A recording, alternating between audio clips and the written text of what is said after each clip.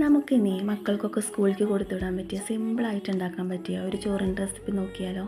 അതിനായിട്ട് മിക്സിയിൽ ചെറിയ ജാറിലോട്ട് കുറച്ച് മല്ലിയിലയും വെളുത്തുള്ളിയും പച്ചമുളകും ഇഞ്ചിയും ചെറിയ ഉള്ളിയും വേപ്പിലയും കൂടി ഇട്ട് നന്നായിട്ട് അരച്ചെടുക്കാം. എന്നിട്ടൊരു കുക്കർ അടുപ്പത്ത് വെച്ച് ഓയിൽ ഒഴിച്ച് അതിലേക്ക് പട്ട, ഗ്രാമ്പു, ഏലക്ക, കുരുമുളക്, കുറച്ച് ക്യാരറ്റും കൂടി ചേർത്ത് ഈ അരച്ച് വെച്ചിട്ടുള്ള അരപ്പും കൂടി ചേർത്ത് നന്നായിട്ട് വഴറ്റിയെടുക്കാം.